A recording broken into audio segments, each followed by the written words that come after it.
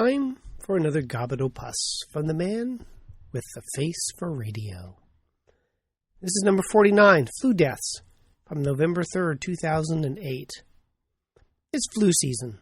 Quiet so far. Most states with flu have only had sporadic cases. I got my vaccine. You? People die of influenza, both directly from the virus and from secondary bacterial infections. Some years we have more deaths than others, and in modern times, nothing has surpassed the mortality of the 1918-19 influenza pandemic, which infected about a fifth of the world, with maybe 50 million deaths worldwide and 675,000 deaths in the United States. Should history repeat itself, which it never does, right? They expect 2 million deaths in the United States. What was the cause of death in the 1918 pandemic? The conventional wisdom was that since the 1918 pandemic was an avian, i.e. bird flu, that it was primarily the influenza infection that killed everyone. This theory is supported in part by the fact that the reconstituted virus is particularly virulent in mice. By the way, decon? Cheaper. But men are not mice, John Steinbeck notwithstanding. So why did all these people die?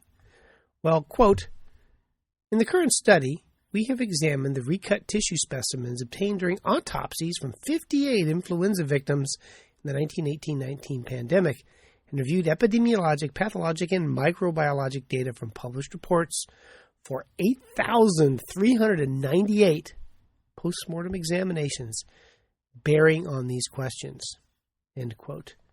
These studies reported the bacteriology of patients who died was almost always the same 3 or 4 pathogens. Strep pneumoniae, 24%. Streptococcus hemolyticus, now group A strep, 17%. Staphylococcus aureus, 9%. And Bacillus influenza, now Haemophilus influenza, 10%. That does not add up, obviously, to 100%, and there were a smattering of other pathogens. They also reviewed the lung specimens, and they had the typical histopathologic changes of bacterial pneumonia.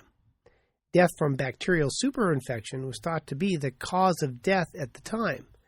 Quote, although the cause of influenza was disputed in 1918, there was almost universal agreement among experts that deaths were virtually never caused by an unidentified etiologic agent itself, but resulted directly from severe secondary pneumonia caused by well-known bacterial, quote, pneumopathogens, end quote, that colonized the upper respiratory tract, predominantly pneumococci, streptococci, and staphylococci, unquote. Good news, right? We have antibiotics, and they didn't, so we will not die. I would not be so sanguine. Antibiotic resistance continues to increase, and I still worry about the MRSA sweeping the world. There was a recent outbreak of linezolid-resistant MRSA that killed about half the patients. Resistance to daptomycin, our other MRSA drug, develops on therapy, and due to piss-poor tissue penetration, how's that for alliteration, cannot be used for pneumonia. While only 10% or so of those deaths in 1918 were due to Staph aureus, I have seen a few post-viral secondary infections to MRSA, and the rapidity with which it killed my patients, despite our best antibiotics, was sobering.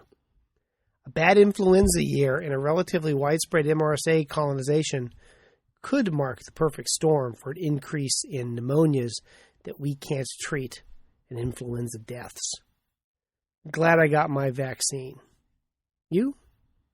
The relevant references were predominant role of bacterial pneumonia as a cause of death in pandemic influenza, implications for pandemic influenza preparedness, Journal of Infectious Diseases, 2008, and outbreak of linezolid-resistant Staph aureus in an intensive care unit, IDSA abstract C2-1835A. And that ends the Gobbet number 49. Later.